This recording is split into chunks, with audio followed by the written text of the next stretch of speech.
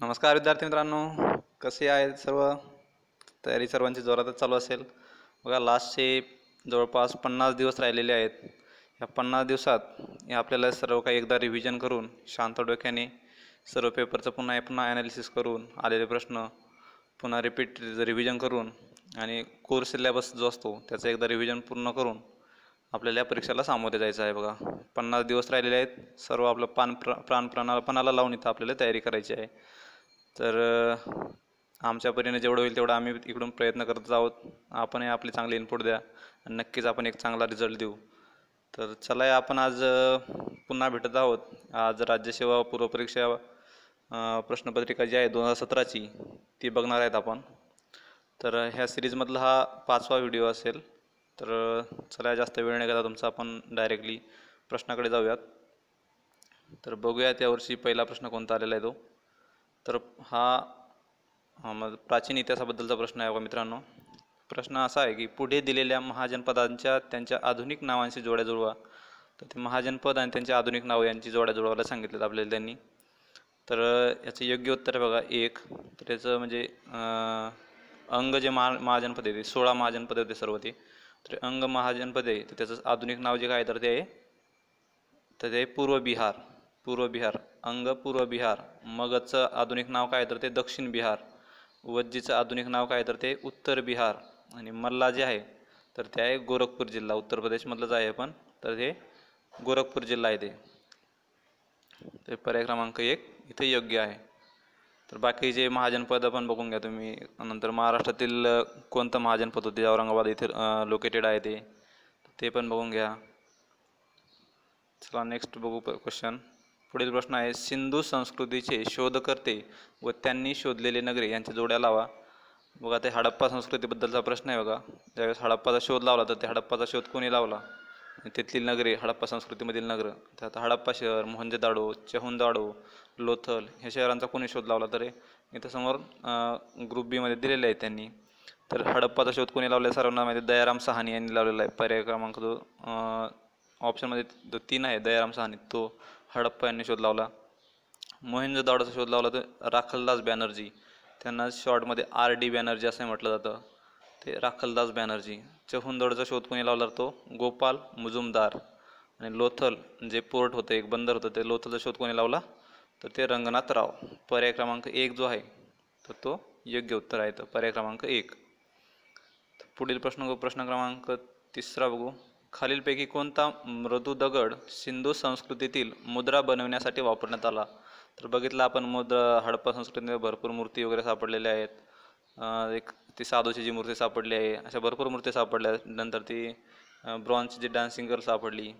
तर अशा मुद्राच्या म्हणजे मातीपासून ज्या मूर्ती बनवण्यात आल्या होत्या तर त्याच्यामध्ये कोणता दगड वापरला होता तर तो आहे पर्याय क्रमांक 4 स्टियाटाईट.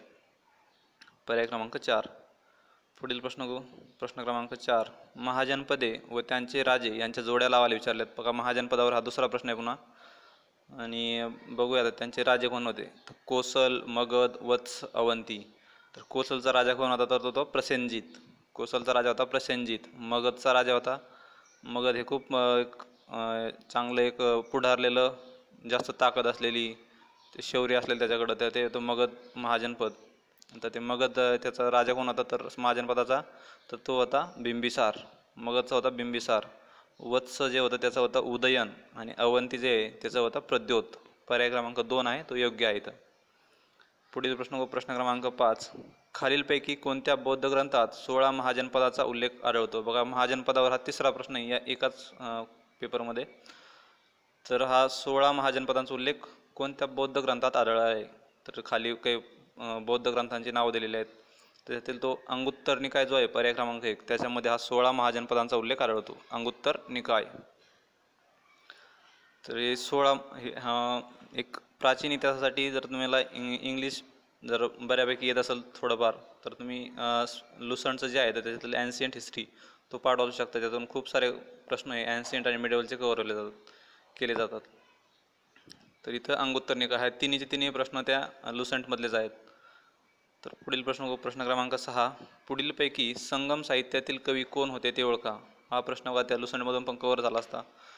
तर हे सर्व कवी जे आहेत हे संगम साहित्यामधलेच आहेत. तोलकापियर, वल्लवर, इलगोंडी अगल आणि सित्ताईल सित्तनूर.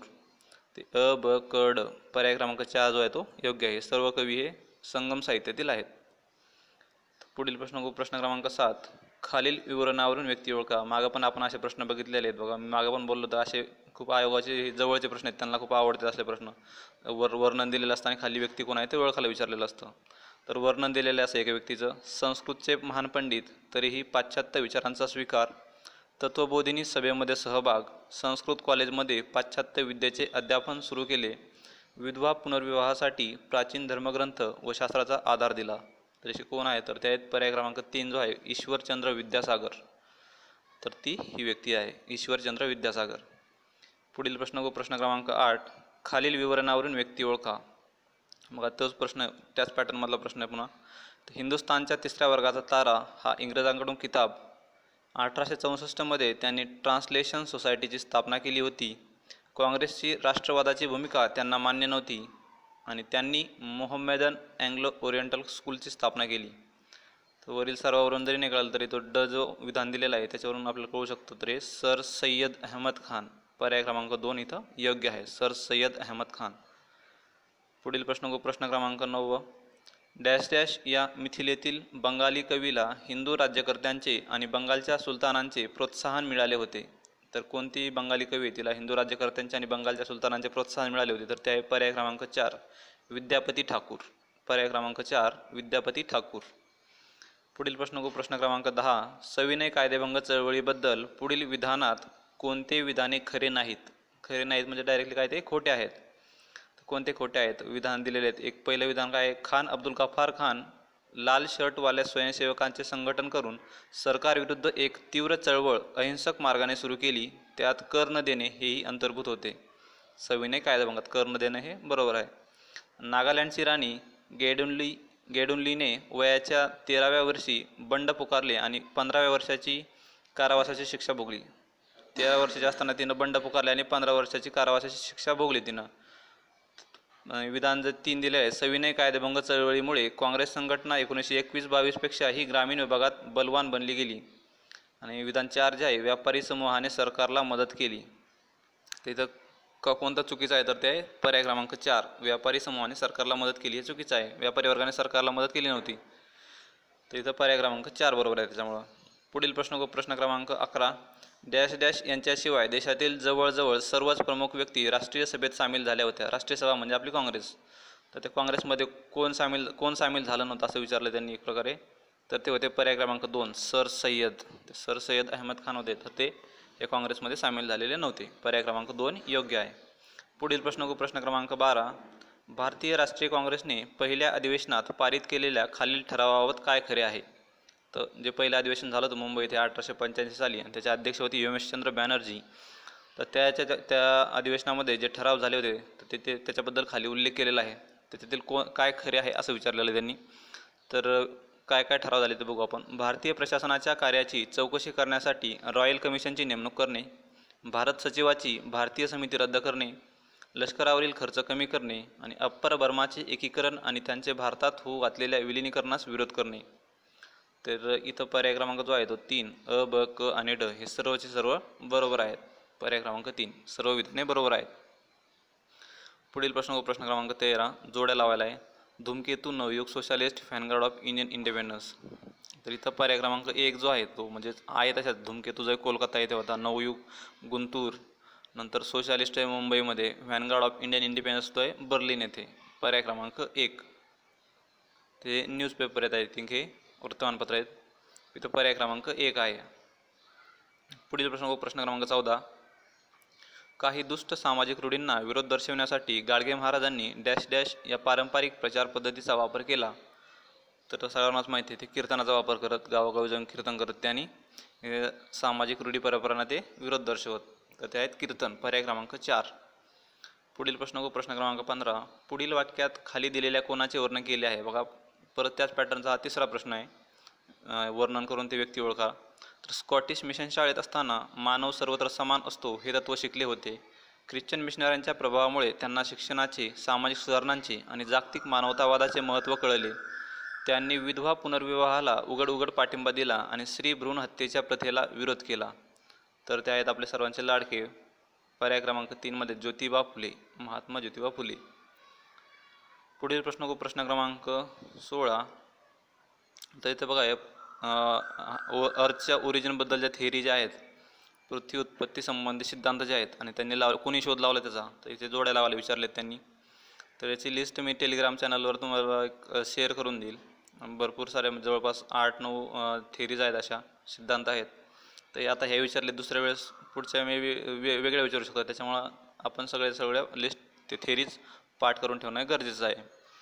तर मी आपलं टेलिग्राम चॅनल तुम्ही जॉईन करा, त्याच्यावर तुम्हाला लिस्ट मिळून जाईल. तर मी तुम्हाला डिस्क्रिप्शन बॉक्समध्ये पण ती टेलिग्रामची लिंक शेअर करेल.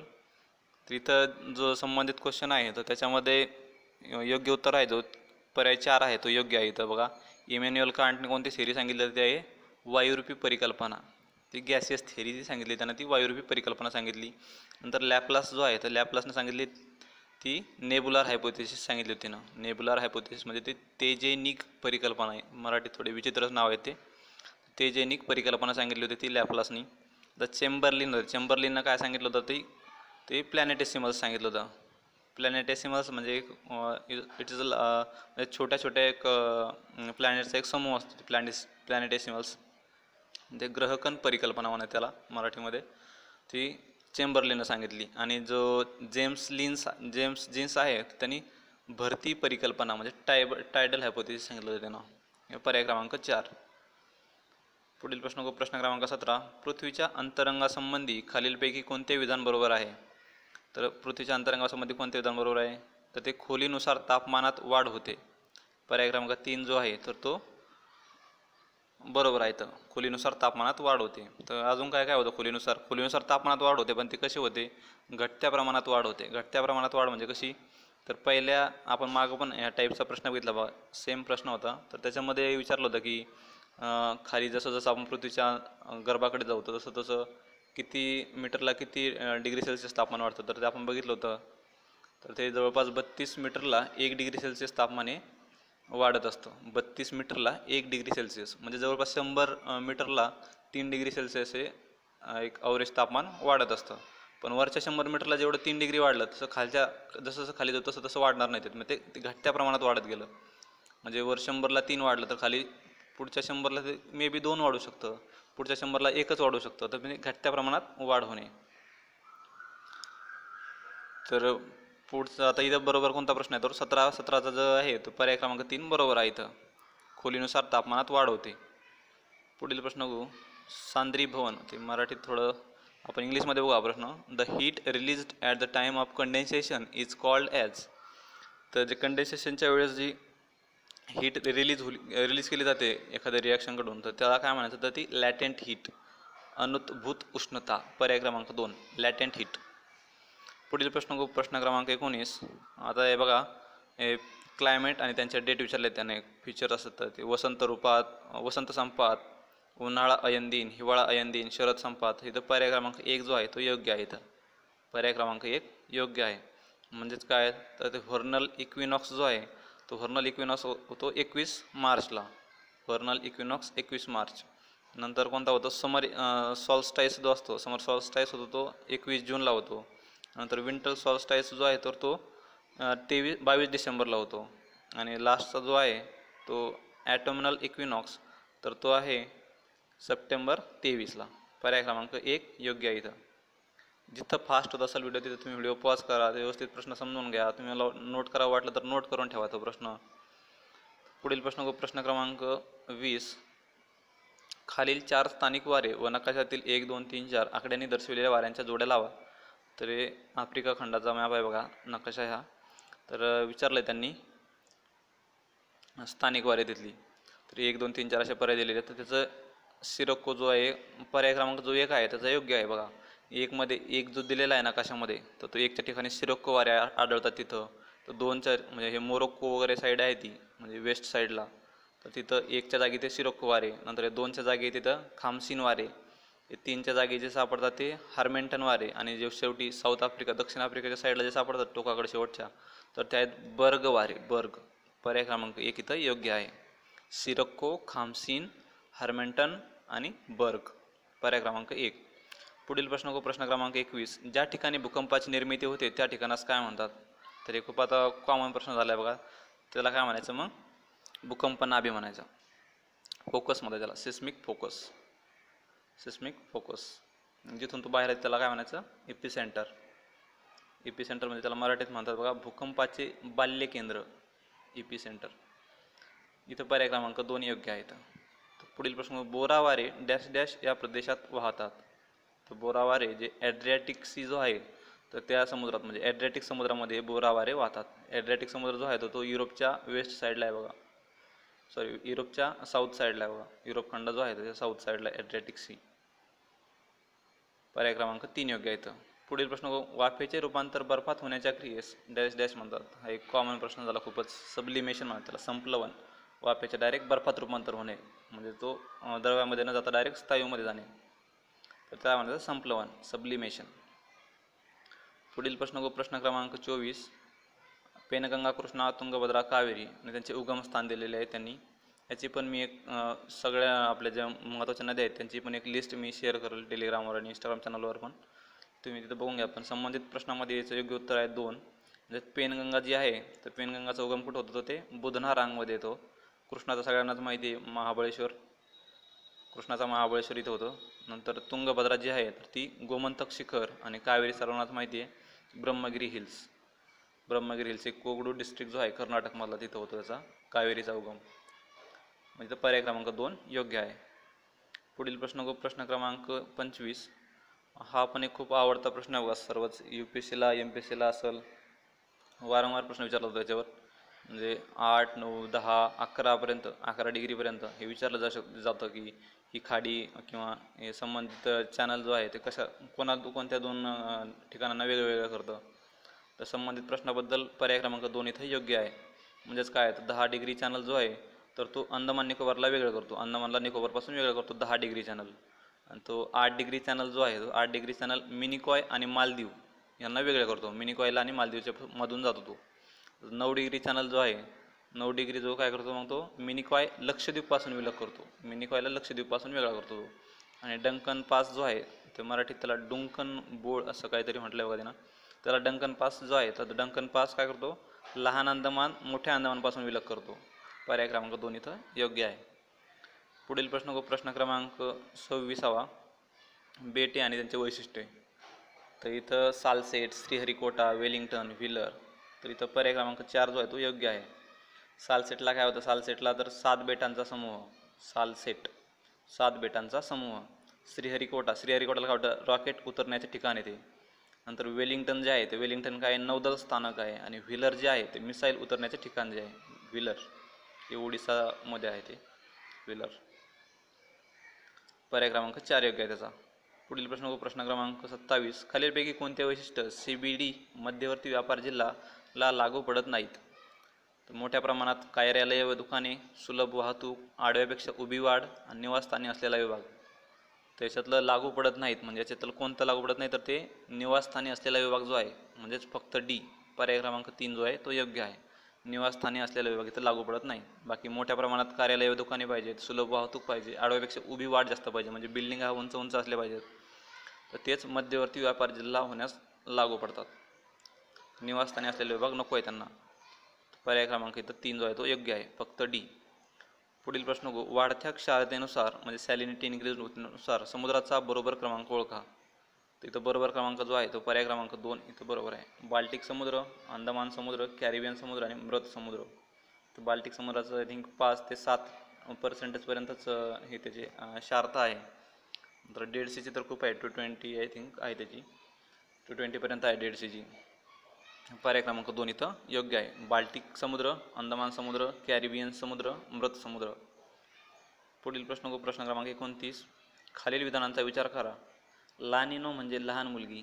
लानिनोच्या काळामध्ये महासागराचे थंड पाणी पृष्ठभागावर येते. लानिनो मान्सून वारे प्रबळ करतो. एल निनोच्या काळामध्ये व्यापारी वारे कमकुवत होतात आणि उष्ण पाणी महासागरामध्ये पूर्वेकडे वाहते. तर वरीलपैकी कोणती विधाने बरोबर आहेत? तर वरील सर्व विधाने हे बरोबर आहेत. पर्याय क्रमांक 4. पुढील प्रश्न क्रमांक 30. खालील आकृतीत गडद केलेल्या प्रदेश त्रिवार्थाच्या मते एका नैसर्गिक प्रदेशाचा विस्तार दर्शविलेला आहे, तो प्रदेश ओळखा. तर हे हवामानाबद्दलचा प्रश्न आहे. कोणता प्रदेश आहे तर तो उष्णकटिबंधीय सावाना, म्हणजे कोरडी हिवाळी जे असतं तिथं ते उष्णकटिबंधीय सावानाचा प्रदेश आहे तो. म्हणजे इकडचा आंध्रा, तेलंगणा, ओडिसा, महाराष्ट्राचा आपला नागपूर विभाग, तो कशामध्ये येतो? उष्णकटिबंधीय सवानामध्ये येतो. पुढील प्रश्न बघू आपण. जोड्या लावा. ढगफुटीचे ठिकाण आणि ढगफुटीची तारीख. हा थोडा किचकटच प्रश्न होता, तारीख वगैरे, पण थोडं लॉजिक लावली तर आपल्याला बरोबर कळालं असतं थोडं खूप, कारण डेट खूप मागचे आहेत बघा. 2010, 1997, 2013, 14, 4, त्याच्यामुळे लगेच कळून गेलं असतं. इथं पर्याय क्रमांक 1 जो आहे तो योग्य आहे. पर्याय क्रमांक 1. पुढील प्रश्न बघू. प्लास्टिकचा पुनर्वापर, उत्पादन व वापर कायदा 1991 प्रमाणे कॅरीबॅगसाठी वापरण्यात येणाऱ्या प्लास्टिकची जाडी किती मायक्रॉन असावी? मग त्यावेळेस खूप प्लास्टिकचा इश्यू झाला होता, प्लास्टिक बंदी वगैरे, त्याच्यामुळे हा त्यावेळेस करंटचा प्रश्न असेल मे बी, आणि त्याच्यामुळं हा विचारलेला असेल. तर इथं किती जाडीची कॅरीबॅग ही अलाउड होती असं विचारलं त्यांनी. इथं पर्याय दिले 10, 15, 20. तर इथं वरीलपैकी एकही पर्याय नाही इथं. तर 32चा पर्याय क्रमांक 4 जो आहे तो योग्य आहे. वरीलपैकी एकही नाही. पुढील प्रश्न बघू. भारतातील खालीलपैकी कोणते राज्य पहिले कार्बन मुक्त राज्य होण्याच्या मार्गावर आहे? तर सर्वांनाच माहिती हिमाचल प्रदेश. पर्याय क्रमांक 2. कोणते राज्य कार्बन मुक्त होण्याच्या मार्गावर येतं? ते हिमाचल प्रदेश. असे बघा, करंटमध्ये असे प्रश्न असाल ना की पहिलं होण्याच्या मार्गावर आहे किंवा पहिली रँक, आता मग ती आपली स्वच्छता जो इंडेक्स जो असतो त्याच्यामध्ये पहिलं रँक, असं खूप विचारलं जातं. पहिला जिल्हा, असं जे पहिलं होणार असेल तर त्याच्यावर थोडा फोकस करायचा करंटमध्ये पण. इथे योग्य उत्तर आहे 2. पुढील प्रश्न. खालीलपैकी कोणत्या पर्वतरांगा जगातील एक प्रमुख जैवविविधतेचे संवेदनशील क्षेत्र आहे? Which of the following mountains are considered as one of the top biodiversity hotspot? तर सर्वांनाच माहिती आपला वेस्टर्न घाट जो आहे, पश्चिम घाट, तो काय टॉप बायोडायव्हर्सिटी हॉटस्पॉट आहे. पर्याय क्रमांक 1. आता समोरचा फॅक्च्युअल प्रश्न बघा. ओझोन छिद्र सर्वप्रथम खालीलपैकी कोणत्या वर्षी आढळले? तर ओझोन होल सर्वप्रथम कधी डिटेक्ट झालं तर ते 1985. पर्याय क्रमांक 3. पुढील प्रश्न बघू. मग इथं बघा ओझोन आला, तर ओझोनच्या बद्दल मग बाकीची माहिती लक्षात ठेवायची. ओझोनचा फॉर्म्युला O3 वगैरे, आणि कोणत्या लेअरमध्ये असतो तो, स्ट्रॅटोस्फिअरमध्ये असतो. नंतर खाली चांगला की वाईट आपल्यासाठी, तर तो खाली आपल्या वातावरणात असणं हे चांगलं नाही आपल्यासाठी, तो उष्णता धरून ठेवून तापमान वाढवू शकतो. बाकीची अदर माहिती पण अशी ग्रास्प करत चालायची, कारण एका व्हिडिओमध्ये सर्व इथं डिस्कस करणं तेवढं शक्य नाही आहे. पुढील प्रश्न प्रश्न क्रमांक 36. भारताने स्वीकारलेल्या नियोजनाच्या धोरणातील सुरुवातीच्या काळात खालीलपैकी कोणत्या 3 बाबी होत्या? दीर्घकालीन वृद्धी प्रक्रियेची सुरुवात करण्यासाठी सुयोग्य पाया तयार करणे, विकास प्रक्रिया जेव्हा सुरू होईल तेव्हा कारखानदारी क्षेत्राला प्राधान्य देणे, भांडवली वस्तू उत्पादन क्षेत्रावर भर, उपभोग्य वस्तू उत्पादनावर क्षेत्रावर भर. तर इथं जे आहे पर्याय क्रमांक 1 जो आहे अ, ब आणि क, ते इथं योग्य आहेत. फक्त उपभोग्य वस्तू उत्पादन क्षेत्रावर भर नव्हतं तिथं, त्यामुळे पर्याय क्रमांक 1 इथं योग्य आहे. पुढील प्रश्न क्रमांक 37. योजना अवकाश, त्याला प्लॅन हॉलिडे असं म्हटलं जातं इंग्लिशमध्ये. तर योजना अवकाश म्हणून ओळखल्या जाणाऱ्या वार्षिक योजना डॅश डॅश काळात राबविल्या गेल्या? तर सर्वांनाच माहिती आहे 1966 ते 69 हे प्लॅन हॉलिडे राबवला गेलेला होता. 66 ते 69. पुढील प्रश्न 38. कुटुंब बहुआयामी दरिद्री होण्याची शक्यता अशावेळी जास्त असते जेव्हा वंचितता निर्देशांक 20% जास्त व 33.3% कमी असतो. तिथं पर्याय क्रमांक 1 जो आहे विधान जे 1 आहे तर तेच इथं योग्य आहे. फक्त अ, पर्याय क्रमांक 3. फक्त अ, 20% जास्त 33.3% कमी असते. पुढील प्रश्न क्रमांक 39. खूप ॲक्च्युअली LPGचा अन्वयार्थ, म्हणजे LPGचा फुल फॉर्म विचारला त्यांनी. तर मागं पण आपल्या सन्नितीचा फुल फॉर्म काहीतरी विचारला होता बघा एकदा कंबाईनला. तर इथं LPGचं सगळ्यांनाच माहिती आहे, लिबरलायझेशन, प्रायव्हेटायझेशन आणि ग्लोबलायझेशन. पर्याय क्रमांक 3. पुढील प्रश्न क्रमांक 40. 12व्या पंचवार्षिक योजनेअंतर्गत सर्वसमावेशकता संकल्पनेच्या पुढील बाबीवर भर दिला आहे? सर्वसमावेशकता म्हणजे दारिद्र्य निर्मूलन, सर्वसमावेशकता म्हणजे समाजातील विविध गटातील समानता, सर्वसमावेशकता म्हणजे क्षेत्रीय समतोल, उत्पन्न विषमतेवर भर. तर हे सर्वच्या सर्व बरोबर आहेत. असे विधान शक्यतो सर्व बरोबरच असतात. अ, ब, क, ड सर्व बरोबर. पर्याय क्रमांक 2. पुढील प्रश्न क्रमांक 41. सन 2009 मध्ये दारिद्र्याचे मोजमाप करण्याच्या पद्धतीचा आढावा घेण्यासाठीच्या तज्ज्ञ गट समितीचा अहवाल डॅश डॅश यांनी सादर केला. तर एक प्रकारे विचारलं 2009 दारिद्र्यावर कोणती समिती आली होती. हा इनडायरेक्ट प्रश्न येतो त्याच्यामध्येच. तर तो आहे professor SD Tendulkar, Sachin Tendulkar. Sorry Sachin नाही, दुसरंच कायदे नाव आहे त्यांचं. तर SD तेंडुलकर आहे ते. पुढील प्रश्न बघू आपण. प्रश्न क्रमांक 42. लोकसांख्यिकी लाभांश ह्यामुळे मिळतो. लोकसांख्यिकी लाभांश कशामुळे मिळतो. कमी होणारा जन्मदर आणि त्या अनुषंगाने होणारे वयोगटांच्या संरचनेत होणारे बदल, की कमी होणारा जन्मदर आणि त्या अनुषंगाने होणारे काम करण्यायोग्य वयोगटाच्या संरचनेत होणारे बदल, की कमी होणारा मृत्यूदर. तर इथं जे ब विधान जे आहे, कमी होणारा जन्मदर आणि त्या अनुषंगाने होणारे काम करण्यायोग्य वयोगटांच्या संरचनेत होणारे बदल, याच्यामुळे लोकसांख्यिकी लाभांश म्हणजे डेमोग्राफिक डिव्हिडंड मिळतो. फक्त बी. पर्याय क्रमांक 1 फक्त ब. पंचवार्षिक योजनेवर बघा तिसरा प्रश्न आहे आता. 11व्या पंचवार्षिक योजनेची म्हणजे 2007 ते 12पर्यंत जी होती ती संकल्पना काय होती. तर ती काय होती. Towards faster and more inclusive development, जलद व सर्वसमावेशक वृद्धींच्या दिशेने. पर्याय क्रमांक 3. पुढील प्रश्न बघू. राष्ट्रीय लोकसंख्या धोरण 2000चे लक्ष्य कोणते होते. बघा काही काही प्रश्न असे आहेत ना, तिथे आपण एक्झॅक्ट सांगू शकतो की ह्या टॉपिकवर 100% प्रश्न येणार. असे जवळपास 10 टॉपिक तरी सांगता येतील असे. लोकसंख्या, दारिद्र्य, नंतर पंचवार्षिक योजना आहेत, नंतर एखादं ह्याचं पॉलिटीमधलं आर्टिकल असतील, ह्याच्यावर हमखास प्रश्न येणारे असतात. तसं बघा लोकसंख्या धोरण, राष्ट्रीय लोकसंख्या धोरण 2000चे लक्ष्य कोणते होते. आपण डिस्कशनमध्ये बघितलं, मागच्या आपण 4-5 पेपर डिस्कस केलेत राज्यसेवेचे. तर त्याच्यात आपल्याला बघितले आपण लोकसंख्या धोरण किती वारंवार विचारलं जाते. तर लक्ष्य कोणते होते लोकसंख्या धोरणचे विचारलं त्यांनी. प्रति दर लाख जिवंत बालक जन्मामागे माता मृत्यूदर 100च्या खाली आणि प्रति हजारे जिवंत बालक जन्मामागे बालक मृत्यूदर 30च्या खाली आणणे. बरोबर आहे. संसर्गजन्य रोगाची लागण प्रतिरोध करणे आणि नियंत्रणाखाली आणणे, हे पण बरोबर आहे. प्रति लाख जिवंत बालक जन्मामागे माता मृत्यूदर 130च्या खाली आणि प्रति लाख जिवंत बालक जन्मामागे बालक मृत्यूदर 35च्या खाली आणणे, हे थोडंसं चुकीचं आहे बघा. प्रति लाख जरी आपल्याला आकडा माहीत असेल तर प्रति लाख बालकांचा असं कुठं हेच नाही, उल्लेखच नाही. त्याच्यामुळे विधान क जे आहे ते चुकीचं आहे बघा इथं. त्याच्यामुळे फक्त अ आणि ब इथं योग्य आहेत. पर्याय क्रमांक 2 फक्त अ आणि ब. पुढील प्रश्न बघू. वित्तीय समावेशनासाठी शासनाने 2014 खालीलपैकी कोणती योजना अंमलात आणली. वित्तीय समावेशनासाठी शासनाने 2014 साली कोणती योजना अंमलात आणली. प्रधानमंत्री जनधन योजना. सर्वांनाच माहिती आपली, जवळपास सगळ्याचे इन्क्लूड असतील याच्यामध्ये जनधन योजनेमध्ये. तर पर्याय क्रमांक 3 जो आहे तो योग्य आहे. पुढील प्रश्न बघू. जवाहरलाल नेहरू राष्ट्रीय नागरी पुनर्निर्माण प्रकल्प 2 अंतर्गत पुढील उद्दिष्ट समाविष्ट केली आहेत. पुढील उद्दिष्ट ते समाविष्ट केलेत का असं विचारलं त्यांनी. तर सेवा पुरवठ्याच्या दर्जात सुधारणा करणे, नागरी स्थानिक संस्थांचे सबलीकरण करणे, नागरीकरणाचा दर झेपेल अशा पातळीनुसार कमी करणे आणि शहरी दारिद्र्य कमी करणे. तर नागरीकरणाचा दर कमी करणे झेपेल अशा पातळीनुसार, एवढं आपण अजून तरी फॉरवर्ड नाही वाटत. त्याच्यामुळे ते थोडंसं कॉन्ट्राडिक्टरी वाटतं. त्याच्यामुळं विधान बाकीचे सर्व बरोबर आहेत, फक्त क सोडता. म्हणजे फक्त अ, ब आणि ड. पर्याय क्रमांक 1 इथं योग्य आहे. पुढील प्रश्न बघू. शहरीकरण हे आर्थिक विकासासाठी उपयोगी ठरले नाही. यासाठी खालीलपैकी कोणते घटक कारणीभूत आहेत. शहरीकरण हे आर्थिक विकासासाठी कारणीभूत ठरले नाहीत. तर का कारणीभूत ठरले नाहीत, त्यासाठी कोणती कारणे कारणीभूत आहेत खालील.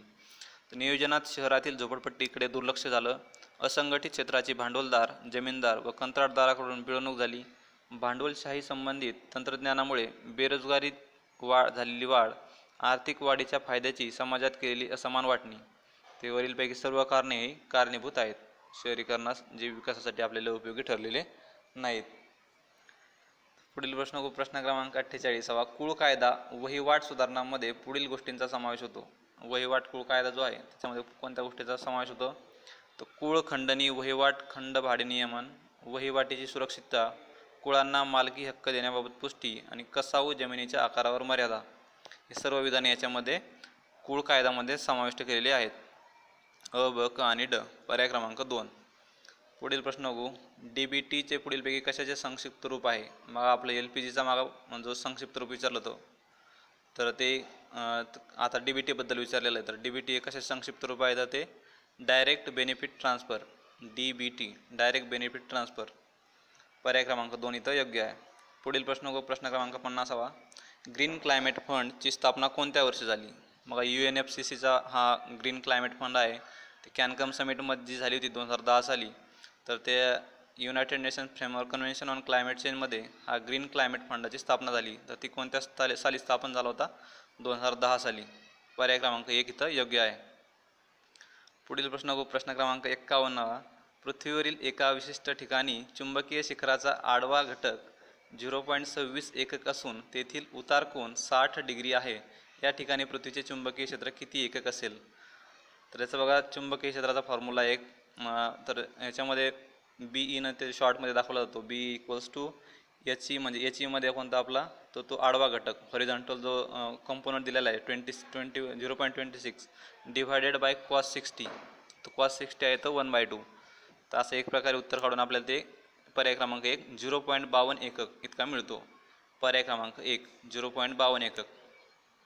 तर याच्यातील बघा, मी जमले तर बघा, मी फॉर्म्युले पण शेअर करेल ते डिस्क्रिप्शनमध्ये.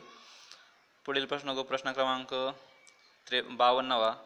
उद्वाहकाचे ओझे वाहून नेण्याची कमाल मर्यादा 1800 किलोग्राम उद्वाहक अधिक प्रवासी आहे. हे उद्वाहक म्हणजे एक लिफ्ट आहे ती. उद्वाहक ऊर्ध्व दिशेने 2 मीटर पर सेकंद या एकसमान गतीने गतिमान आहे. गतीला विरोध करणारे घर्षण बल 4000 न्यूटन आहे. तर मोटार यंत्राकडून उद्वाहकाला किमान किती ताकद पुरवली गेली ते निश्चित करा.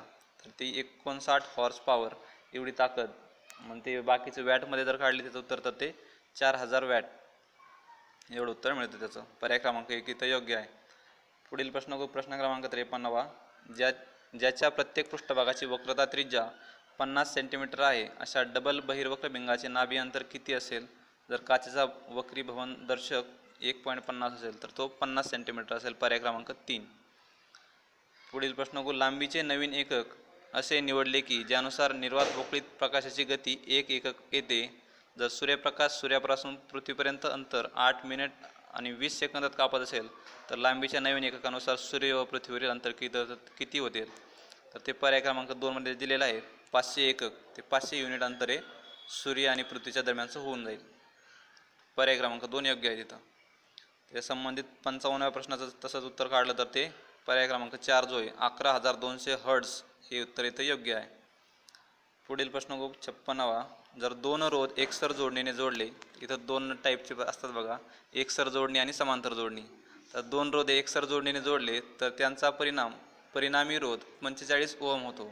आणि जर तेच रोध समांतर जोडणीने जोडले तर त्यांचा परिणामी रोध हा 10 ओहम होतो. तर त्या रोधांच्या किमती काढा. तर त्या रोधाच्या किमती आपल्याला बघायला माहिती आहे, एक अपॉनमध्ये असतं आणि एक डायरेक्ट त्यांचं ॲडिशन असतं. तर इथं पर्याय क्रमांक 4 आपल्याला मिळून जातो, 15 ओहम आणि 30 ओहम. पुढील प्रश्न 57. व्हिटॅमिन B12चे खालीलपैकी स्रोत कोणते आहेत? मग व्हिटॅमिन B12चे स्रोत कोणते आहेत? तर ते पर्याय क्रमांक 1 मांस, मासे, यकृत व लहान आतड्यामधील जीवाणू. मांस, मासे, यकृत व लहान आतड्यामधील जीवाणू हे B12चे खालील स्रोत आहेत. पुढील प्रश्न क्रमांक 58. एक जनुक एक पाचक रस परिकल्पना असे सूचित करते की एक जनुक एक पाचक रस संश्लेषण क्रियेला नियंत्रित करते असे प्रस्तावित करणारे कोण? तर ते आहेत बिडल आणि टॉटम. पर्याय क्रमांक 2 शास्त्रज्ञ आहेत ते बिडल आणि टॉटम. जसं काय तर the one gene one enzyme hypothesis कोणाचं येतं? ते बिडल आणि टॉटम. पर्याय क्रमांक 2. पुढील प्रश्न लायकेनच्या संदर्भात खालीलपैकी कोणते विवरण बरोबर आहे? लायकेनचं काय होतं? तर ते algae makes available the moisture and minerals to fungus which absorbs food by photosynthesis. तर हे पर्याय क्रमांक 1 जो आहे तो बरोबर आहे. तर शेवाळ काय करतं? आर्द्रता व खनिज घटकांचे शोषण करून कवकास उपलब्ध करून देतात आणि प्रकाश संश्लेषण करून अन्नाचे शोषण करतात. शेवाळ काय करतं? मग प्रकाश संश्लेषण करतं. पर्याय क्रमांक 1 इथं योग्य आहे. पुढील प्रश्न क्रमांक 60. खालीलपैकी कोणते वनस्पती संप्रेरक फळे पिकवण्याच्या क्रियेला नियंत्रित करतात? तर सर्वांनाच माहिती आहे, आपण फळं पिकवण्यासाठी ते केळीवर वगैरे लावलं जातं, ते इथिलीन असतं, इथिलीन. पर्याय क्रमांक 4 जो आहे ड, फक्त डी. पर्याय क्रमांक 4 फक्त ड, इथिलीन. पुढील प्रश्न वर्गीकरण तत्वानुसार कोणते वर्गीकरण योग्य आहे? तर त्याच्यात इथं योग्य उत्तर आहे पर्याय क्रमांक 3 जो आहे फोलास, पायला, कॅटलफिश. तर ते वर्गीकरणाबद्दल आहे, वनस्पती आणि आपलं प्राणी वर्गीकरण जे आहे त्याच्यामध्ये ते 10 मध्ये ते क्लासिफिकेशन केलेलं आहे, त्याच्यामधलं एक वर्गीकरण आहे फोलास, पायला आणि कॅटलफिश. पुढील प्रश्न क्रमांक 62. खालीलपैकी कोणते नायट्रोजनयुक्त टाकाऊ पदार्थ नाहीत? कोणते नायट्रोजनयुक्त टाकाऊ पदार्थ नाहीत? तर ते फक्त क्रिएटिन जो आहे, क्रिएटिन ब मध्ये दिलेला क्रिएटिन तो टाकाऊ पदार्थ नाही आहे इथं. त्याच्यामुळे पर्याय क्रमांक 2 इथं योग्य आहे, फक्त क्रिएटिन. पुढील प्रश्न बघू. प्रश्न क्रमांक 63. वृषण हे साधारण कधी अंडकोशामध्ये उतरतात? जे आपले टेस्टिस जे असतात तर ते टेस्टिस कधी डिसेंड होतात खाली? तर ते होतात जन्माच्या वेळेसच, द टाईम ऑफ बर्थ. पर्याय क्रमांक 2. म्हणजे जेव्हा मूल जन्माला येतं तर त्यावेळेस त्या यायच्या अगोदर ते स्क्रॉटममध्ये टेस्टिस यायला लागतात जन्माच्या वेळेस. पर्याय क्रमांक 2 इथं योग्य आहे. खालीलपैकी कोणत्या उपयोजित जीवशास्त्राच्या शाखा आहेत? उपयोजित जीवशास्त्राच्या म्हणजे कोणत्या? अप्लाइड बायोलॉजीच्या कोणत्या शाखा आहेत? तर इथं फक्त सूक्ष्म जीवशास्त्र सोडलं मायक्रोबायोलॉजी, तर बाकी सर्व ह्या अप्लाइड बायोलॉजी शाखा आहेत. ॲग्रिकल्चर असेल, फार्मसी आहे, मेडिकल सायन्स आहे, तर ह्या अप्लाइड बायोलॉजीच्या शाखा आहेत, ब्रँचेस आहेत. म्हणजे पर्याय क्रमांक 2 आपल्याला योग्य मिळतो. ओनली बी, सी आणि डी. पर्याय क्रमांक 2. पुढील प्रश्न बघू. फॅरेडचा विद्युत अपघटन नियम कशाशी संबंधित आहे? तर फॅरेडचा विद्युत अपघटन नियम कशाशी संबंधित आहे?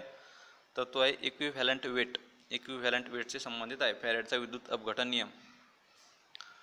पुढील प्रश्न बघू. ज्या केंद्रक भागांचे अनुक्रमांक आणि अणुवस्तुमान विविध असतात पण न्यूट्रॉनची संख्या समान असते तर त्यांना काय म्हणायचं? तर त्यांना म्हणायचं आयसोटोन्स. म्हणजे काय असतं? ॲटॉमिक नंबर पण सेम आहे, मास नंबर पण सेम आहे. केंद्राचे अनुक्रमांक आणि अणुवस्तुमान विविध असतात. If nuclides have different atomic number and different atomic masses, different असतं सगळं. ॲटॉमिक नंबर पण वेगळा, मास नंबर पण वेगळा, पण सेम नंबर असतो न्यूट्रॉनचा, तर त्याला म्हणायचं आयसोटोन. आयसो म्हणजे सेम आणि टोन्स म्हणजे ते न्यूट्रॉन्स, आयसोटोन्स. मग आयसोटोप्स, आयसोबार, आयसोटोप ते पण विचारलं जाऊ शकतं. आयसोटोप म्हणजे काय? तर ॲटॉमिक नंबर सेम. आयसोबार म्हणजे मास नंबर सेम आणि न्यूट्रॉनची संख्या सेम म्हणजे काय? आयसोटोन. तर इथं पर्याय क्रमांक 3 हा योग्य आहे, आयसोटोन. पुढे बघू. स्थिरांकाचे एचे एकक डॅश डॅश व्हॅन्डरवाल्स आहे, तर ते पर्याय क्रमांक 4 जो आहे किलो पास्कल, तर ते पर्याय क्रमांक 4 मध्ये दिलेलं, तर ते इथं योग्य आहे. पुढील प्रश्न बघू. उपसर्ग गुणांक 10⁻⁸ हा चा किती?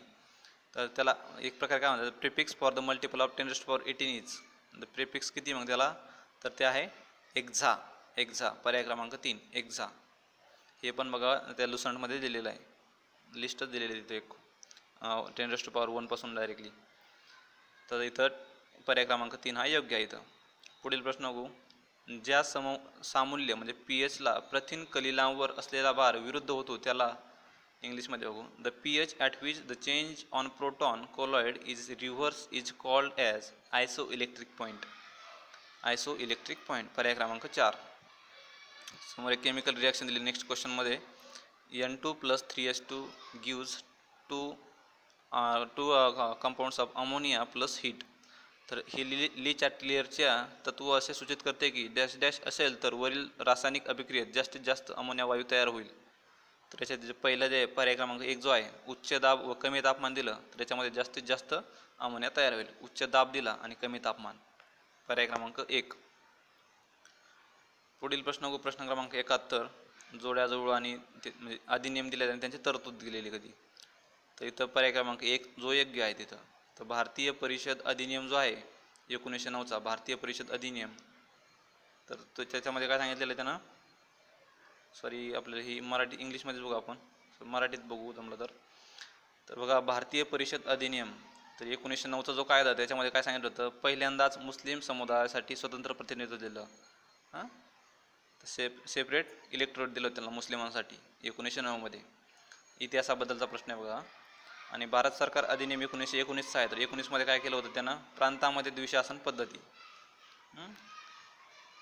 द्विशासन पद्धती ड्युअल गव्हर्नमेंट आणलं होतं. नंतर जो भारत सरकार अधिनियम 1935चा जो आहे 35 मध्ये काय आलं होतं? केंद्रामध्ये द्विशासन पद्धती केली होती. आणि नंतर जो 47चा कायदा त्याच्याने काय केलं? आता राजा हा अधिकाराचा स्रोत राहिला नव्हता आणि आता अधिकाराचा स्रोत कोण झालं होतं? आपल्या संविधानाची जी पहिली line we the people of India म्हणजे भारताचे लोक हे आता अधिकाराचा स्रोत राहिलेला आहे. पर्याय क्रमांक 1 इथं योग्य आहे. पुढील प्रश्न क्रमांक 72. अनुच्छेद 352 खाली आणीबाणीच्या घोषणेबाबत विधाने विचारात घ्या. तिच्या घोषणेपासून 1 महिन्याचा काळ संपल्यानंतर तो आपोआपच संपुष्टात येते जर तिला लोकसभेच्या ठरावाद्वारे वरील कालावधी संपण्याच्या अगोदर मान्यता मिळाली नाही तर. मला वाटते 1 महिना नसून 2 महिने आहे तिथं. राष्ट्रपतीला आणीबाणी घोषित करण्याचा अधिकार आहे, मात्र त्यासाठी संपूर्ण मंत्रिमंडळाने त्यांना ती घोषित करण्यासाठी लिखित स्वरूपात शिफारस केली तर संपूर्ण मंत्रिमंडळाने नाही वाटतं ती.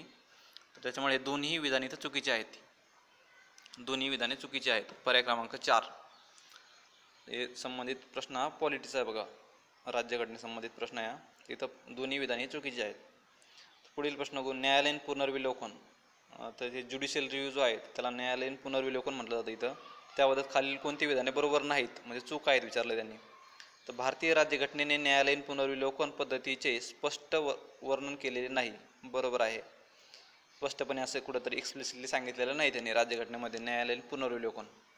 भारतात न्यायालयीन पुनर्विलोकन हे कायद्याने घालून दिलेल्या पद्धतीच्या तत्वाद्वारे संचलित आहे, हे पण बरोबर आहे. न्यायालयीन पुनर्विलोकन हे राज्यघटनेच्या 9व्या परिशिष्टात समाविष्ट केलेल्या कायद्यांना लागू होऊ शकत नाही, हे पण बरोबर आहे. आणि चौथा जो पर्याय आहे तोच आपले योग्य उत्तर आहे, तो आहे न्यायालयीन पुनर्विलोकनामुळे निर्माण झालेल्या अडथळ्यांना पार करण्यासाठी संसद कायदे आणि दुरुस्त्या मंजूर करू शकत नाही. तर ज्युडिशियल रिव्ह्यूमध्ये त्याला हे सांगितलं एकदा की हे योग्य नाही बाबा. एखादे ज्युडिशियल रिव्ह्यू म्हणजे काय, तर एक प्रकारे एखादा कायदा केला, एखादा संसदेने आपला कायदा केला एखादा आणि पुन्हा ते कोर्टमध्ये गेला तर कोर्टने सांगितलं की बाबा हा इलिगल आहे, तुम्ही एखाद्या व्यक्तीचा किंवा काही ग्रुपचा किंवा सगळ्याच व्यक्तींचा हा अधिकार तुम्ही व्हायलेट करताय, तो तुम्हाला हा कायदा करता येणार नाही. तर त्याच्यावर पुढे तुम्हाला संसदेला किंवा एखाद्या सभागृहाला त्याच्यावर काही करता येणार नाही किंवा दुरुस्ती करता येणार नाही त्याच्यावर. त्याच्यामुळे पर्याय क्रमांक 4 इथं योग्य आहे. पुढील प्रश्न बघू, राष्ट्रीय राजधानी प्रदेश दिल्ली संबंधी संदर्भामध्ये आढळतात. तर ते दिल्ली संबंधित कोणतं एक आर्टिकल आहे असं विचारलं त्यांनी एक डायरेक्टली. तर ते आहे अनुच्छेद 239 AA. पर्याय क्रमांक 2 आर्टिकल 239 AA. पुढील प्रश्न बघू, 108व्या घटनादुरुस्ती विधेयकाबाबत खालील विधाने विचारात घ्या. 108वी जी घटनादुरुस्ती विधेयक त्याबद्दल विधेयक दिलं. तर हे लोकसभा आणि राज्यांच्या विधानसभेमध्ये महिलांसाठी 1/3 राखीव जागेसंबंधी होते. राज्यसभेने ते विधेयक 9 मार्च 2010 रोजी मंजूर केले होते. लोकसभेने विधेयकावर कधीच मतदान केले नाही आणि 15व्या लोकसभेच्या विसर्जनानंतर ते रद्द झाले. तर वरीलपैकी कोणती विधाने बरोबर आहेत? तर वरील सर्व विधानेही बरोबर आहेत. त्याच्यामुळे पर्याय क्रमांक 4 इथं योग्य मिळतं आपल्याला. अ, ब, क आणि ड. पर्याय क्रमांक 4 हा त्यावेळेस बघा करंट अफेअर्सचा प्रश्न येतो, त्याच्यामुळे जास्त लोड नका घेऊ या प्रश्नाबद्दल. पर्याय क्रमांक 4 इथं योग्य आहे. पुढील प्रश्न बघू, प्रश्न क्रमांक 76. नागरिकांसाठी खालीलपैकी कोणती कर्तव्ये विहित करण्यात आलेली आहेत? म्हणजे आपल्याला जी फंडामेंटल ड्युटीज दिलेली आहे ती त्याच्यामध्ये कोणती कर्तव्ये दिलेली आहेत बाबा? तर ते ग्रामपंचायतीचे संघटन करणे, नागरिकांसाठी खालीलपैकी कोणती कर्तव्ये विहित करण्यात आली आहेत? तर बघू आपण कोणती कर्तव्ये विहित करण्यात आली. ग्रामपंचायतीचे संघटन करणे काही आपलं काम नाही. उत्पन्नातील विषमता कमी करणे हे पण नाही. देशाचे संरक्षण करणे हे आहे आपलं काम. लष्करी सेवा बजावणे, नंतर समान नागरिक कायदा निश्चित करणे, सार्वजनिक निवडणुकांमध्ये मतदान करणे. त्याच्यातले जे फक्त क जे आहे तर तेच आपलं काम आहे, फक्त देशाचे संरक्षण करणे, फक्त क. पर्याय क्रमांक 4. पुढील प्रश्न बघू, खालील विधाने विचारात घ्या. जर एखादी व्यक्ती संसदेच्या दोन्ही सभागृहासाठी निवडून आली असेल तर तिने कोणत्या सभागृहात सेवा देऊ इच्छिते ते 10 दिवसाच्या आत कळविलेच पाहिजे, अन्यथा दोन्ही जागा रिक्त होतात. ते 10 दिवसाचं नाही आहे, ते 14 दिवसांचं आहे. ते इथं टाईम दिलेला नाही त्यांनी, तर 10 दिवसाचं काही असं हे दिलेलं नाही. जर एखादी व्यक्ती एखाद्या सभागृहातील 2 जागेवर निवडून आली तर तिने एका जागेसाठी पर्याय दिला पाहिजे, अन्यथा दोन्ही जागा रिक्त होतात. आणि जर एका सभागृहाच्या सदस्य असलेल्या दुसऱ्या सभागृहासाठी देखील निवडून आल्या तर त्याची पहिल्या सभागृहातील जागा रिक्त होते. तर वरील कोणती विधाने बरोबर नाहीत? ते खालील दोन्ही विधाने बरोबर आहेत, फक्त एक मध्ये जे अ मध्ये विधान हे चुकीचं आहे. त्याच्यामुळे फक्त अ हे उत्तर बरोबर राहील इथं. पर्याय क्रमांक 3 फक्त अ. पुढील प्रश्न प्रश्न क्रमांक 78. राष्ट्रीय मानवाधिकार आयोगाच्या अध्यक्षपदी नियुक्ती काही व्यक्तींच्या समितीच्या शिफारशीवरून राष्ट्रपतीद्वारा केली जाते. खालीलपैकी कोण या समितीचा भाग अथवा सदस्य असत नाही विचारले. जे राष्ट्रीय मानवाधिकार आयोग असतो त्याच्या अध्यक्षस्थानी एखाद्या व्यक्तीला बसवायचं आहे समजा, तर ते अध्यक्षाची जी निवड केली जाते ते एका व्यक्तींच्या समिती असते. त्या समितीमध्ये कोण कोण असतं असं विचारलं डायरेक्टली त्यांनी. इनडायरेक्टली तर इथं कोण नाही असं विचारलं त्यांनी. तर इथं पंतप्रधान तर असणारच ऑफकोर्स, गृहमंत्री, लोकसभेतील विरोधी पक्षनेता, राज्यसभेतील विरोधी पक्षनेता, लोकसभेचा सभापती आणि राज्यसभेचा अध्यक्ष. इथं राज्यसभेचा अध्यक्ष म्हणजे आपले उपराष्ट्रपती झाले. तर त्याच्यामुळं फचं काही काम नाही तर राज्यसभेचा अध्यक्षाचं, त्याच्यामुळं फक्त फ. पर्याय क्रमांक 4. पुढील प्रश्न 79. खालील विधाने लक्षात घ्या. भारतीय राज्यघटनेच्या कलम 262 नुसार संसदेला कायद्याद्वारे आंतरराज्य नद्यांच्या किंवा नदी खोऱ्यातील पाण्यासंबंधीच्या तंट्यांच्या अभिनिर्णयाकरता तरतूद करता येते. कलम 262 नुसार भारताच्या राष्ट्रपतींना आंतरराज्य नदी जलवाटप लवाद स्थापन करण्याचा अधिकार आहे. तर वरीलपैकी कोणते विधाने चुकीची आहेत? चुकीचे विधान विचारले त्यांनी. तर ते 262 ते ब विधान जे आहे ते चुकीचं आहे. इथं राष्ट्रपतींना आंतरराज्य नदी जलवाटप लवाद स्थापन करण्याचा अधिकार आहे. 262 नुसार नाही तो. तर ते विधान चुकीचं आहे. इथं फक्त ब. पुढील प्रश्न क्रमांक 80. खालील कोणते विधान बिनचूक आहे? बिनचूक म्हणजे काय? तर बरोबर आहे ना, करेक्ट आहे ते. तर इथं पर्याय क्रमांक 2 आहे. राज्यपालास त्यांच्या पदावरून काढण्यासंदर्भात भारतीय राज्यघटनेत विशिष्ट अशी प्रक्रिया सांगितलेली नाही. हे विधान इथं बरोबर आहे. बाकीचे विधानं तुम्ही वाचून घ्या. मी योग्य विधान सांगितलं इथं. तर पर्याय क्रमांक 2 जो आहे तो इथं योग्य विधान आहे.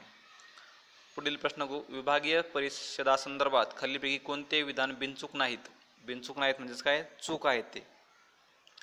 विभागीय परिषदा ह्या घटनात्मक संस्था आहेत. म्हणजे झोनल काउन्सिल जे आहेत त्या घटनात्मक संस्था आहेत. ते चुकीचं आहे.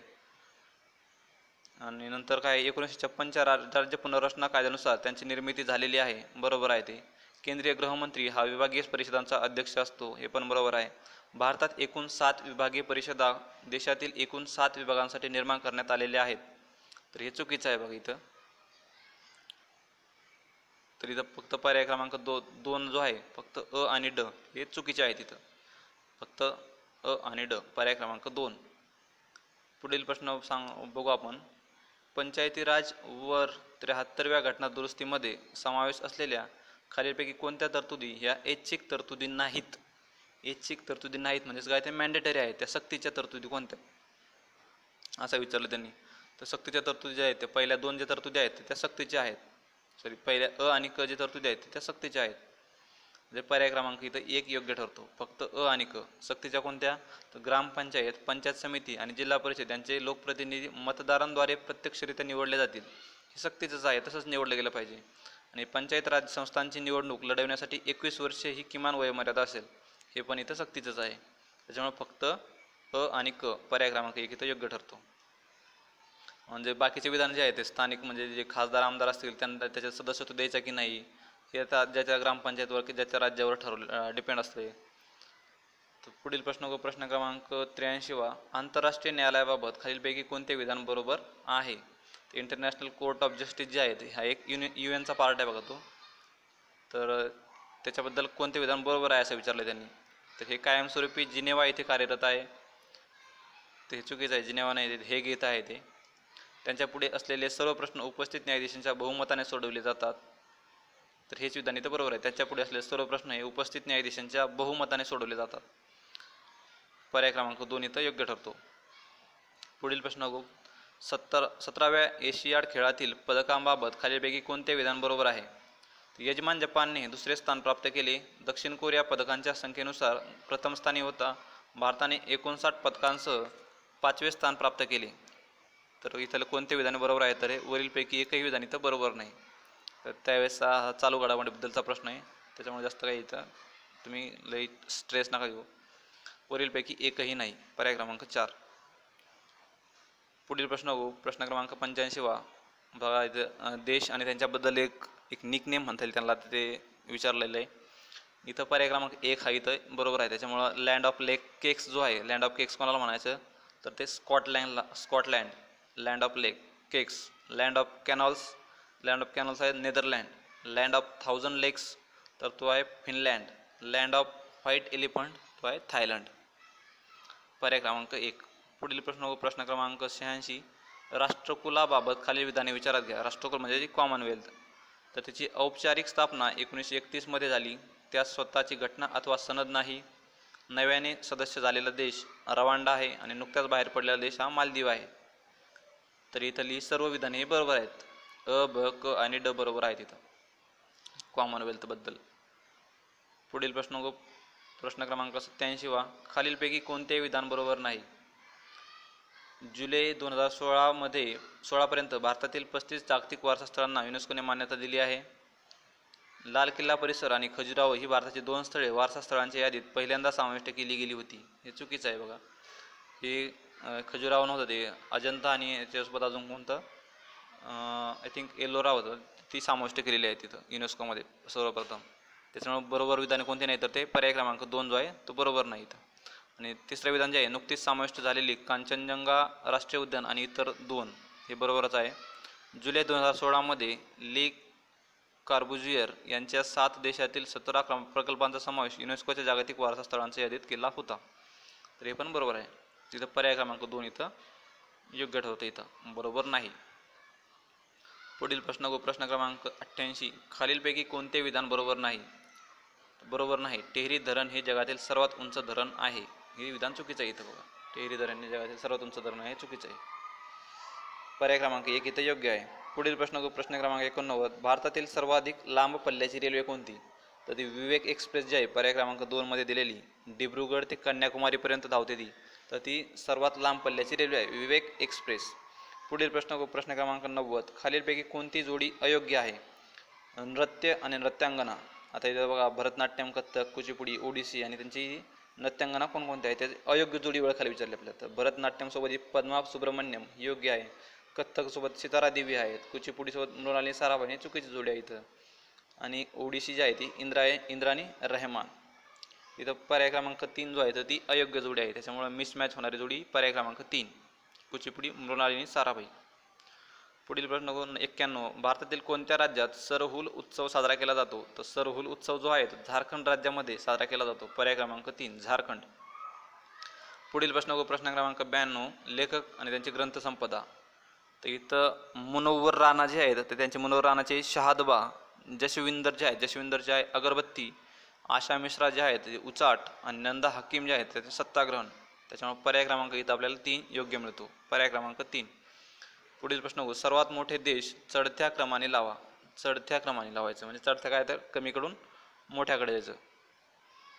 तर इथं बघा सर्वात मोठा जर देश बघितला आपण तर सर्वात मोठा देश आहे रशिया, नंतर जो आहे कॅनडा, नंतर लागतो नंबर तो कॅनडा नंतर USA नंतर चीन, ब्राझील, ऑस्ट्रेलिया आणि नंतर इंडियाचा 7वा क्रमांक लागतो. त्यानुसार आपल्याला उत्तर मिळते इथं मग पर्याय क्रमांक 1 DBEI, म्हणजेच काय सर्वात शेवटी अर्जेंटिना, नंतर लागतो भारत, नंतर ब्राझील, नंतर लागतो चीन आणि नंतर लागतो रशिया. पर्याय क्रमांक 1 इथं योग्य आहे. पुढील प्रश्न क्रमांक 94, खालील वितरणावरून म्हणायचे त्यांना, खालील वितरणावरून ठिकाण ओळखायला विचारलं आहे त्यांनी. जसं व्यक्तीवर विचारलं जातं आपले वर्णन करून हे कोणता व्यक्ती ते विचारलं जातं, तसं ठिकाणाबद्दल विचारलेला आहे प्रश्न. ही तांझानियाची जुनी राजधानी आहे, हे व्यापाराचे मुख्य शहर आहे, हे वाहतुकीचे मुख्य केंद्र आहे आणि हे एक नैसर्गिक बंदरगाह आहे, म्हणजे काय एक नॅचरल पोर्ट आहे तर त्याचे योग्य उत्तर जे आहे पर्याय क्रमांक 3 दार ए सलाम. तर हे ठिकाण जे आहे ते योग्य आहे, दार ए सलाम, पर्याय क्रमांक 3. पुढील प्रश्न 2016 मध्ये झालेल्या सशस्त्र सेनेच्या सरावासंबंधी जोड्या लावा. UPSC करणारे खूप जण हे एक्सरसाइज जे आहेत खूप रटून ठेवतात, पण कधी UPSC आजपर्यंत विचारलं नाही आहे. इथे विचारलं पण त्यांनी. शक्ती, इंद्र, युद्धाभ्यास, मित्रशक्ती ह्या मिलिटरी एक्सरसाइज आहेत, त्यांच्या कोणाकोणामध्ये ते विचारलं त्यांनी. तर ती शक्ती जी आहे ती मिलिटरी एक्सरसाइज तर ती भारत आणि फ्रान्समध्ये आहे. शक्ती भारत आणि फ्रान्स. इंद्र जी आहे आपली ती भारत आणि रशियामध्ये आहे. भारत आणि रशियामध्ये इंद्र आहे. इंद्र त्यांच्या नावामध्ये सगळं आहे. इंद्र INDRA जे आहे तर ते पहिला IND म्हणजे इंडिया आणि शेवटचं RA जे आहे तर ते रशिया, म्हणजे इंद्र आहे ते भारत आणि रशियामधले आहे. युद्धाभ्यास जे आहे युद्धाभ्यास भारत आणि USA मधले आहे, कारण USA सोबत आपल्याला काही स्ट्रॅटेजी करताना त्याला अभ्यासच करावा लागतो, त्याच्यामुळे युद्ध अभ्यास असं एक तुम्ही लक्षात ठेवू शकता, युद्ध अभ्यास. मित्रशक्ती जी आहे ती भारत आणि श्रीलंका, जवळचा मित्र आहे आपल्या, त्याच्यामुळे मित्रशक्ती भारत आणि श्रीलंका. आणि फ्रान्स आणि भारताचे आहे ते, कारण फ्रान्स आपल्याला भारत स्वतंत्र झाल्यापासून एक शक्तीचं म्हणून काम केलेलं आहे, फ्रान्सनं आपल्याला नेहमी सपोर्ट केला आहे, त्याच्यामुळे शक्ती भारत आणि फ्रान्ससोबत आहे. त्याच्यामुळे पर्याय क्रमांक 1 इथं योग्य मिळतो आपल्याला. पुढील प्रश्न क्रमांक 96 हा त्यावेळेसचा चालू घडामोडीबद्दलचा प्रश्न आहे बघा मित्रांनो. खालीलपैकी कोणत्या संस्थेने पारंपरिक बँकांमध्ये इस्लामिक विंडो उघडण्याची शिफारस केली आहे? तर इस्लामिक विंडो तर ही RBIनं सुरुवात केली बघा. पर्याय क्रमांक 2 जो आहे reserve bank of India sorry, तर ती रिझर्व्ह बँक ऑफ इंडियाने इस्लामिक विंडोची इथं सुरुवात केली होती. इस्लामिक विंडोमध्ये काय असतं तर इस्लाममध्ये एक अशी विचारसरणी आहे की कर्ज देणे घेणे हा एक गुन्हा किंवा एक पाप समजला जातो त्यांच्यामध्ये. तर ज्यांना गरज आहे त्यांना पैसे दिले पाहिजेत, म्हणजे बिना व्याजी. तर त्याच टाईपमध्ये इस्लामिक विंडो काम करणार होती. तर ती RBIनं सांगितली होती. त्याच्यामुळे पर्याय क्रमांक 2 इथे योग्य मिळतो, रिझर्व्ह बँक ऑफ इंडिया. पुढील प्रश्न बघू. ज्येष्ठ पत्रकार व विचारवंत दिलीप पाडगावकर यांचे नुकतेच निधन झाले. केंद्र शासनाद्वारे 2010 मध्ये नेमलेल्या एका समितीचे त्यांनी अध्यक्षपद भूषविले होते. ह्या समितीचा उद्देश काय होता? तर त्यावेळेसचा चालू घडामोडीचा आहे प्रश्न. फक्त आपल्याला जर प्रश्नाचा टाईप बघून घ्या. त्यावेळेस योग्य उत्तर याचं पर्याय क्रमांक 2, जम्मू काश्मीरमधील शांततेसाठी उपाययोजना सुचवणारी समिती. जम्मू काश्मीरमधील शांततेसाठी उपाययोजना सुचवणारी समिती हे त्या समितीच्या अध्यक्षस्थानी होते दिलीप पाडगावकर. पुढील प्रश्न प्रश्न क्रमांक 98, GSAT-7 हा पहिले नौदल उपयुक्त उपग्रह केव्हा प्रक्षेपित करण्यात आला? तर तो ऑगस्ट 2013 मध्ये. पर्याय क्रमांक 1. पुढील प्रश्न बघू. One life is not enough ह्या प्रसिद्ध पुस्तकाचे लेखक कोण आहेत? One life is not enough या पुस्तकाचे प्रसिद्ध लेखक कोण आहेत? तर ते के नटवरसिंह. पर्याय क्रमांक 3. पुढील प्रश्न क्रमांक 100. सायना नेहवाल यांना 2016 मध्ये डॅश डॅश पुरस्काराने सन्मानित करण्यात आले. सायना नेहवालला 2016ला कोणता पुरस्कार भेटला? तर तो पद्मभूषण पुरस्कार. पर्याय क्रमांक 3. तर मित्रांनो, अशा प्रकारे आपण हा 2017चा पेपर बघितला. तुम्हाला आवडल्यास नक्कीच लाईक करा, शेअर करा, आपल्या चॅनलला सबस्क्राईब नक्की करा. असंच तुम्ही आपल्याला सपोर्ट करत राहा. नवीन व्हिडिओ पुन्हा भेटूयात आपण. बेस्ट लक.